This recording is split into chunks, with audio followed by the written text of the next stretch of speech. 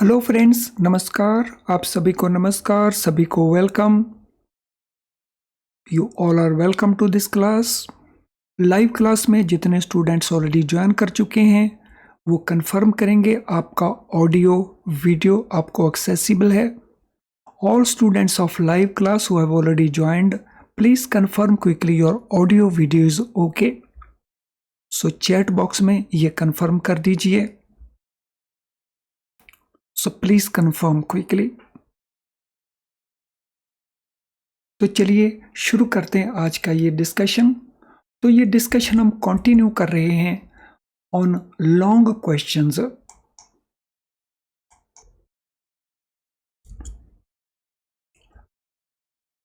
Capital market bond instrument include. So capital market में जो bond instrument है उसमें क्या क्या इंक्लूडेड होता है?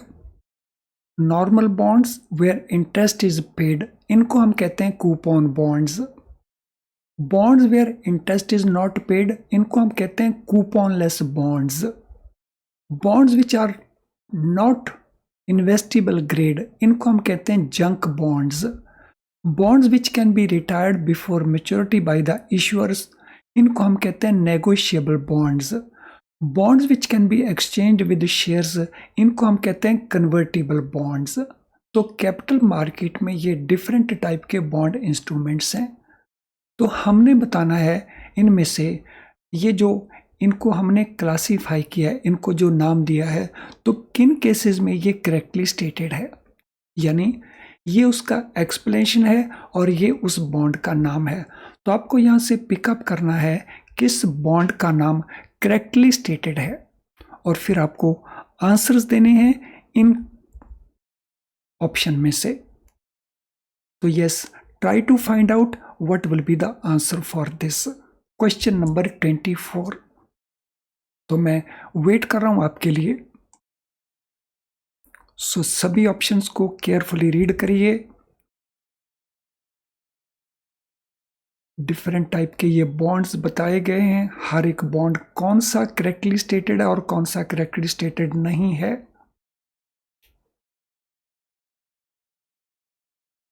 Yes, come on. तो चलिए एक एक करके इसको कोशिश करते हैं। सो सबसे पहले हमारे पास normal bond where interest is paid, इनको हम कूपन बॉन्ड्स कहते हैं। सो ये तो करेक्ट स्टेटमेंट है। सो कूपन बॉन्ड्स जो नॉर्मल बॉन्ड्स हैं जिनके ऊपर इंटरेस्ट पे किया जाता है। Second, bonds where interest is not paid, इनको हम कहते हैं कूपनलेस बॉन्ड्स। नो, इनको हम जीरो कूपन बॉन्ड्स कहते हैं। तो ये हमारा रॉन्ग हो गया। Bonds which are not of investible grade, so ऐसे बॉन्ड जिनको माना नहीं जाता कि उनमें इन्वेस्टमेंट किया जा सकता है, तो उनको जंक बॉन्ड्स कहते हैं। Yes, this is a correct statement. Bonds which can be retired before maturity by the issuer, इनको नेगोशिएबल बॉन्ड्स। नो, इनको नेगोशिएबल बॉन्ड्स नहीं कहते, इनको हम कहते हैं कॉलेबल बॉन्ड्स। तो ये हमारा रॉन्ग हो गया। Bonds which can be exchange with shares, तो इनको हम कन्वर्टिबल बॉन्ड्स कहते हैं। Yes, this is a correct statement. तो this mean our answer is number 1। तो चलिए आंसर को एक बार वेरीफाई ले कर लेते हैं, कंफर्म कर लेते हैं। Yes, this is the answer. अगले क्वेश्चन के ऊपर चलते हैं। Interest subsidy is available under DNRLM scheme. So जो दीनदयाल अंत्योदय योजना के अंदर national rural livelihood mission scheme है, उसमें इंटरेस्ट सब्सिडी अवेलेबल है बेनिफिशरीज को। इसके फीचर्स दिए हुए हैं, कौन कौन से फीचर्स हैं? Available to women self help groups, ये पहला फीचर है। Available from central government in all districts in India. Maximum loan size for this purpose is rupees 3 lakh. Rate of interest from borrower, it will be 7% per annum. Rate of subvention, it will be 2%.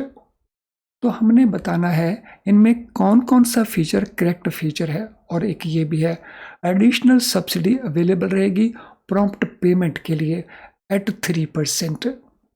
हमने answer बताना है इनमें correctly stated statement कौन कौन से हैं, यानी कौन कौन सी स्टेटमेंट यहाँ पे करेक्ट स्टेटमेंट है। तो चलिए सभी स्टेटमेंट्स को क्विकली देख लेंगे और हमारे ऑप्शन आंसर्स क्या हैं वो भी पहले देख लें। ए टू एफ ऑल सारे के सारे करेक्ट हैं। A C D F only they are correct. A B C F only they are correct, या A C E F only they are correct. तो कौन से इनमें करेक्ट ग्रुप बनता है, तो वो आंसर हमने प्रोवाइड करना है। तो कर लीजिए शुरू, हर एक स्टेटमेंट को केयरफुली रीड करना और फिर आंसर प्रोवाइड कर दें। Yes, read all statements very carefully and then try to answer.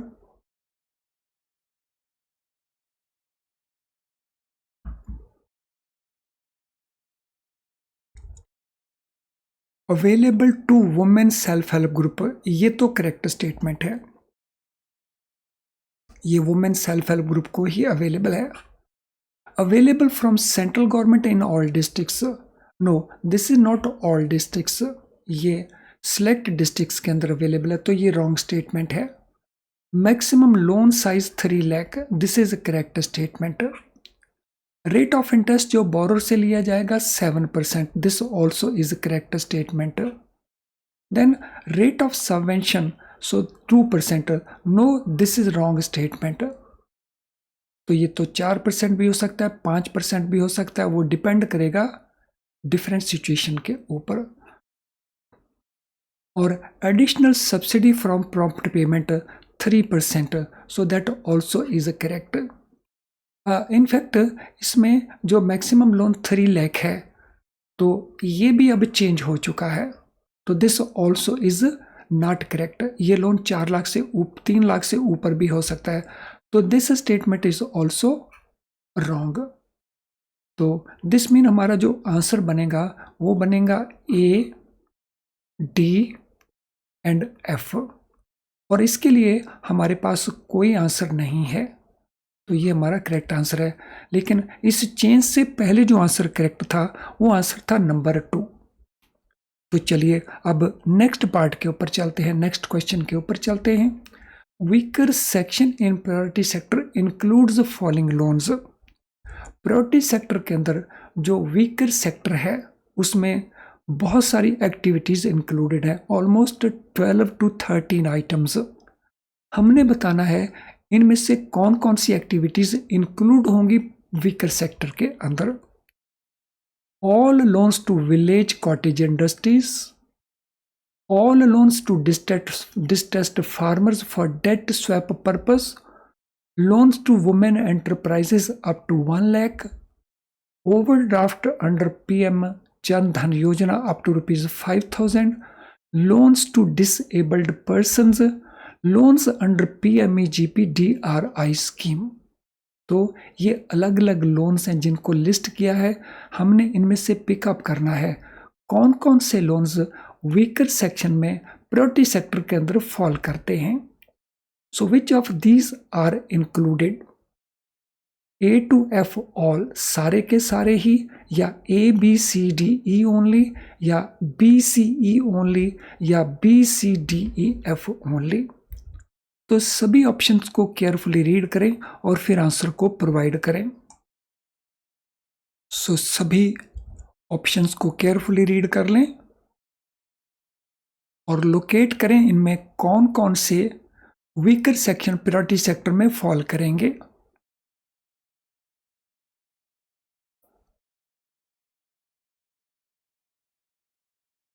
So question number 29, चलिए देखते हैं। All loans to village and cottage industries, no, यहाँ पे तो लोन साइज का लिमिट रहता है, तो ये ऑप्शन हमारा गलत हुआ। All loans to distressed farmers for debt swap purpose, तो यहाँ अमाउंट का सीलिंग नहीं है, तो this is correct statement. Then all loans to women enterprises up to ₹1 lakh, loans to women enterprises up to ₹1 lakh. तो overdraft under PM Jan Dhan Yojana up to ₹5,000, तो ये value अब 10,000 है, पहले 5,000 थी, तो ये भी हमारा गलत हुआ। लोन्स टू डिसेबल्ड पर्सन्स, तो ये स्टेटमेंट भी करेक्ट स्टेटमेंट है। और स्टेटमेंट कौन सा करेक्ट है? Loans under PMEGP and DRI scheme, तो ये वाला पार्ट भी गलत है, क्योंकि इसमें जो PMEGP है वो इसमें इंक्लूडेड नहीं होते, DRI लोन इसमें इंक्लूडेड होते हैं। और loans to women enterprise up to 1 lakh, तो ये भी एलिजिबल होते हैं। तो आंसर हुआ हमारा B, C एंड E, तो ये हमारा करेक्ट आंसर हुआ। तो यस, आंसर यही करेक्ट है।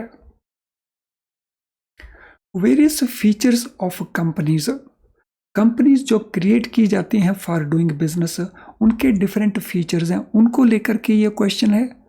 तो देखिए वो फीचर्स कौन कौन से हैं। Number of members in private company can go up to 200, ये पहला फीचर। Minimum number of share holders in public company can be 2। Government share holding in a company minimum 51%। Company with only one person as a shareholder called small company. Holding company is a company which holds shares of another company. इनमें से हमने बताना है कौन कौन सी statements सही हैं, which of these statements are correct statements. तो हम ऑप्शंस को देख लेते हैं, ये हमारे ऑप्शंस हैं। A to E सभी करेक्ट हैं, A, C, D only correct हैं, A and C only correct हैं, या केवल C इसके अंदर करेक्ट है। तो चलिए सभी ऑप्शंस को केयरफुली देखिए और फिर डिसाइड करिए what will be the option answer. Yes, read all options carefully. ये क्वेश्चन उतना डिफिकल्ट नहीं है, कई बार हमने इस प्रकार के क्वेश्चंस को किया होगा, इन फीचर्स को अच्छे से किया होगा। तो इनमें कौन सा आंसर हमें लगता है कि ये आंसर बनता है। सो चलो देखें। Number of members in a private company can be up to 200, ये तो करेक्ट स्टेटमेंट है। प्राइवेट कंपनी में जो शेयर होल्डर्स हैं, मेंबर हैं, उनकी गिनती 200 तक हो सकती है। Minimum number of share holder in public company, ये 2 नहीं 7 होता है, तो ये ऑप्शन हमारा रॉन्ग हो गया। गवर्नमेंट शेयर होल्डिंग अगर 51% है तो हम उसको गवर्नमेंट कंपनी कहेंगे, कम से कम 51%, तो ये भी करेक्ट स्टेटमेंट है। तो 2 स्टेटमेंट यहाँ तक करेक्ट हो गई। Company with only 1 person as share holder, उसको हम स्मॉल कंपनी नहीं, हम उसको 1 पर्सन कंपनी कहते हैं, तो ये रॉन्ग स्टेटमेंट हो गया। Holding company is a company which hold share of another company, तो ये शेयर कम से कम 50% होने चाहिए। तो इसमें क्योंकि परसेंटेज नहीं दिया है, कोई भी कंपनी अगर दूसरी कंपनी में शेयर होल्ड करती है और वो 50% से कम है तो वो होल्डिंग कंपनी नहीं बनती। तो ये हमारा ऑप्शन आंसर बना A एंड C। लेकिन यहाँ पे आंसर जो C मार्क्ड है वो गलत है। Actual answer AC, that is statement number 3 ही करेक्ट है। For disposal of loan application in MSME loans, normal time limit is. MSME के जो लोन एप्लीकेशंस हमें आते हैं उनको सैंक्शन करने का जो नॉर्मल टाइम लिमिट है वो कितना रहता है। Loan up to ₹25,000 4 business days. Loan above 25,000 to 10 lakh 7 business days. Loan above 10 lakh up to 500 lakh, that is 5 crore 14 business days. Loan above 5 crore 20 business days. इनमें से कौन कौन से स्टेटमेंट्स करेक्ट हैं? तो ये चारों स्टेटमेंट्स को हमने एग्जामिन करना है और देखना है कौन कौन सी स्टेटमेंट इनमें करेक्ट स्टेटमेंट है। और ये हमारे ऑप्शंस हैं। A to D all, A B C only, B and C only, या A and D only। तो देखिए इनमें कौन सा ऑप्शन आपको करेक्ट लगता है। सो सभी ऑप्शन को केयरफुली रीड कर लें और फिर आंसर को प्रोवाइड करें।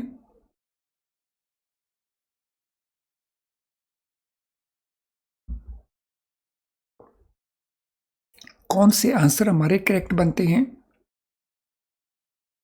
loan up to 25,000 for business day. So this is correct.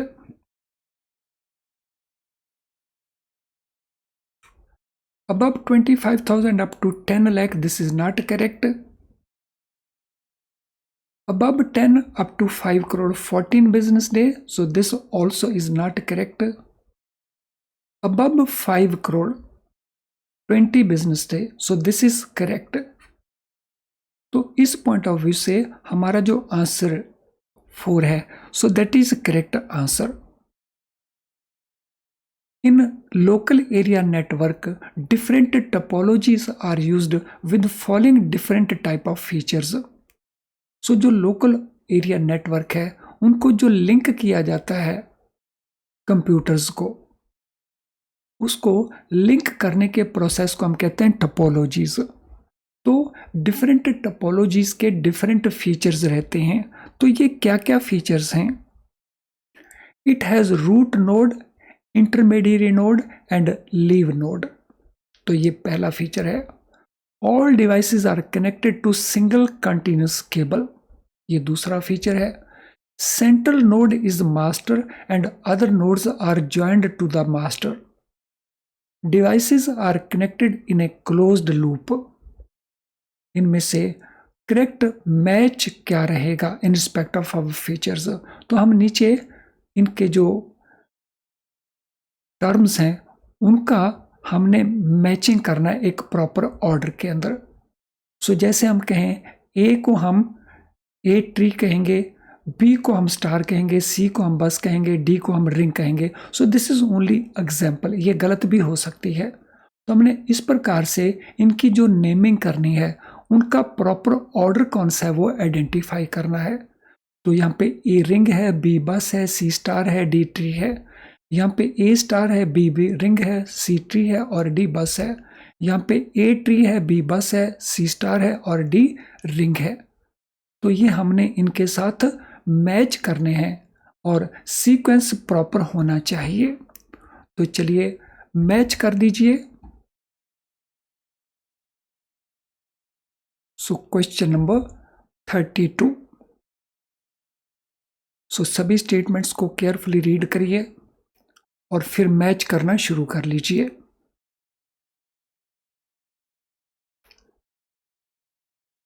सो यहाँ पे हमारा आंसर, हमने 3 ऑप्शन को देखना पड़ेगा. हमें 3 से पता चल जाएगा कि इनमें से कौन सा आंसर होगा. सो चलिए शुरू करते हैं इसको. It has root node, intermediate node and leaf nodes. तो यहाँ पे हम किसकी बात कर रहे हैं? तो यहाँ पे हम बात कर रहे हैं ट्री टोपोलॉजी की. तो ये ट्री टोपोलॉजी है. तो अभी केस में या तो हमारा आंसर ये हो सकता है या हमारा आंसर ये हो सकता है. तो ये तो हमारे रूल्ड आउट हो गए, इनको देखने की जरूरत नहीं है. All devices are connected to single continuous cable. तो ये जो हमारी टोपोलॉजी है इसको हम कहते हैं बस टोपोलॉजी. तो यहाँ पे हम देख लेते हैं, यहाँ पे भी बस है, यहाँ पे भी बस है. तो इसका मतलब हमें आगे जाना पड़ेगा. सॉरी, यहाँ पे स्टार है, यहाँ पे बस है. तो अगर यहाँ पे स्टार है तो इसका मतलब ये आंसर नहीं हो सकता, तो बस वाला आंसर हो सकता है. तो this mean this should be our answer. बाकी आपको देखने की ज़रूरत नहीं है क्योंकि हमने 2 को टैली कर लिया है. इसके बाद ये हमारे टैली होते हैं. तो इसको हम कहेंगे स्टार, ये हमारा बन जाएगा रिंग. तो एक बार आंसर को भी चेक कर लेते हैं. Yes, this is correct answer. As part of principles of ethical banking, there are different 4 codes. Ethical banking के जो प्रिंसिपल्स हैं उनमें 4 डिफरेंट कोड्स हैं. ये कोड्स कौन है? ट्रांसपेरेंसी का कोड, रिलायबिलिटी का कोड, इंटेग्रिटी का कोड एंड न्यूट्रलिटी का कोड विद फॉलोइंग एक्सप्लेनेशंस. तो इन 4 कोड्स की नीचे एक्सप्लेनेशंस हमने प्रोवाइड की हुई हैं. तो चलिए देखें ये एक्सप्लेनेशंस क्या हैं. There is no intention to treat the business partner in immoral way such as deception, theft etcetera. No differentiation between employees or customers without any biased behavior. Information to customers to be clear, accurate, and understandable. Customers should be clearly updated about their rights and obligation related to product and services. तो ये जो 4 explanations हैं, ये 4 explanations इन 4 terms के लिए हैं। तो हमने इसमें देखना क्या है, हमने कोड्स को मैच करना है विद द एक्सप्लेनेशन। यानी ट्रांसपेरेंसी इनमें से किसको रिलेट करता है, रिलायबिलिटी इनमें से किसको रिलेट करता है। So that is what we have to identify. ये हमारे ऑप्शन आंसर्स हैं। तो हमने देखना कि इनमें से कौन सी ऑप्शन हमारा करेक्ट आंसर है। यस, स्टार्ट कर लीजिए सभी के ऊपर रीडिंग और उसका अंडरस्टैंडिंग, और फिर आंसर सोचिए कौन सा बनता है। सभी ऑप्शंस को एक बार केयरफुली रीड करके मैच करना शुरू करिए।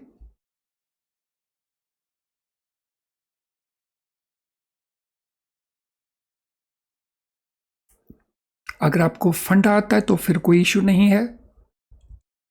तो चलिए शुरू करते हैं। There is no intention to treat the business partners in an immoral way such as deception or theft. So जो बिजनेस में पार्टनर्स हैं उनको जैसे हम ट्रीट करते हैं इमोरल वे में ट्रीट नहीं करेंगे, डिसीव नहीं करेंगे, थेफ्ट नहीं करेंगे। इस प्रकार की हमारी कोई इंटेंशन नहीं होनी चाहिए। तो इस फीचर को इनमें से हम क्या कहते हैं, इनमें से हम इसको कहते हैं इंटेग्रिटी। सो ये जो डेफिनेशन है ये इंटेग्रिटी का है।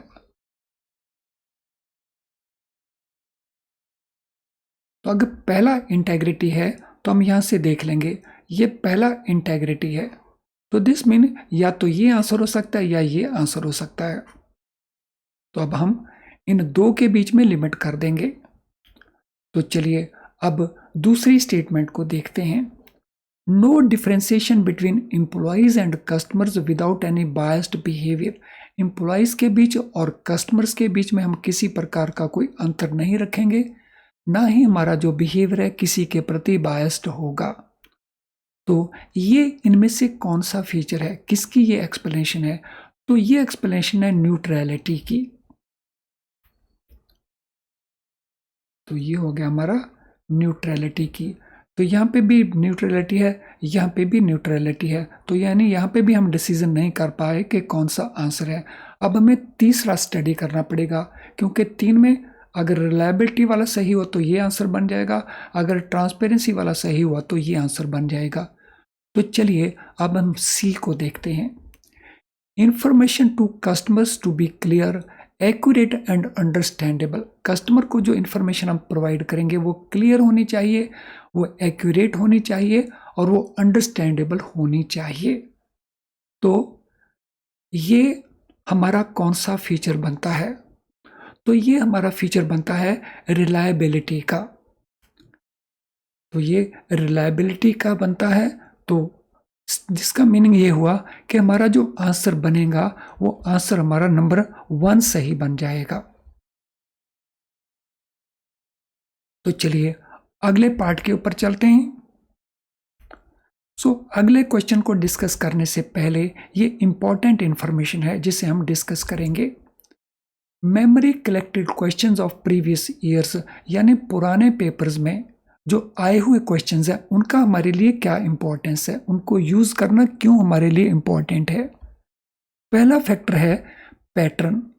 अगर हमारे पास ये क्वेश्चंस अवेलेबल हो तो हमें पता चल जाता है कि कैसे क्वेश्चंस पूछे गए, कैसे उन क्वेश्चंस को फ्रेम किया गया है, कौन कौन से चैप्टर्स या कौन से मॉड्यूल्स हैं जिनके अंदर रिपीट होकर के ज़्यादा क्वेश्चंस आते हैं।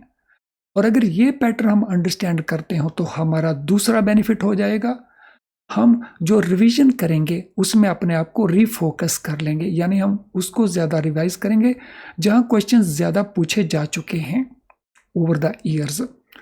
और तीसरा एडवांटेज हमें मिलेगा, इनमें से कई सारे क्वेश्चंस रिपीट होके आते हैं और अगर हमारे एग्जाम में क्वेश्चन रिपीट होके आ गए इनमें तो फटाफट हम उन क्वेश्चंस को करके बेटर स्कोरिंग कर सकेंगे। और ये कहाँ पे अवेलेबल है और कब अवेलेबल है? सो ये अवेलेबल है 7 to 10 days before date of exam, और ये हमारी वेबसाइट के अंदर भी आपको मिल जाएंगे और हमारी ऐप के अंदर भी आपको मिल जाएंगे। तो अगर ये इतने यूज़फुल हैं तो मुझे लगता है कि ये तो इमीडिएटली हमें यूज़ करने चाहिए।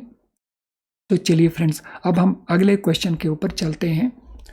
मर्जर्स में बी हॉरिजॉन्टल, वर्टिकल, एक्सटेंशन और conglomerate with their features given as under. जो मर्जर्स हैं वो डिफरेंट टाइप की मर्जर्स हैं। हॉरिजॉन्टल मर्जर्स हो सकती हैं, वर्टिकल, एक्सटेंशन और कॉन्ग्लोमेरेट, और ये उनके नीचे फीचर्स दिए गए हैं। जो चलिए फीचर्स को देखते हैं।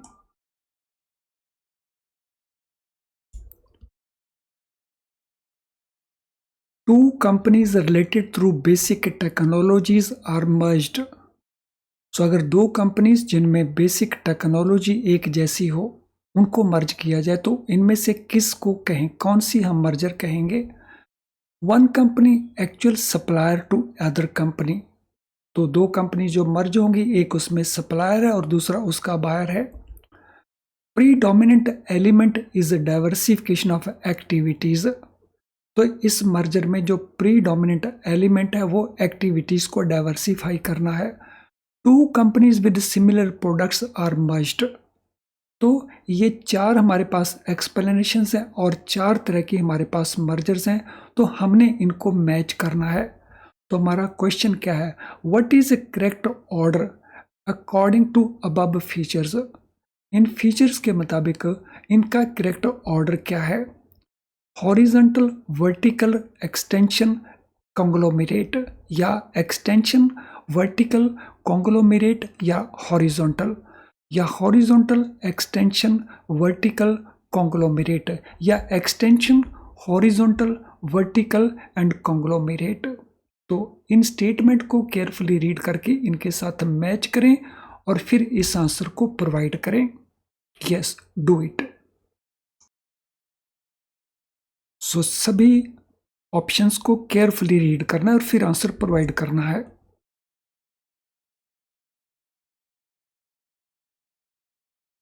तो चलिए देख लेते हैं आंसर्स को क्या बनते हैं।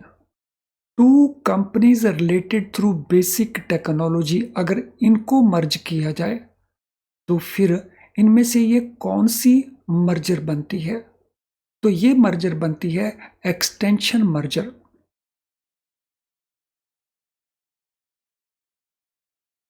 तो दिस इज एक्सटेंशन मर्जर।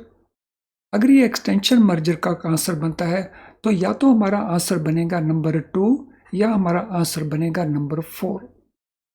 तो अब अगले स्टेप में हम आइडेंटिफाई कर पाएंगे कि कौन सा हमारा आंसर बनेगा।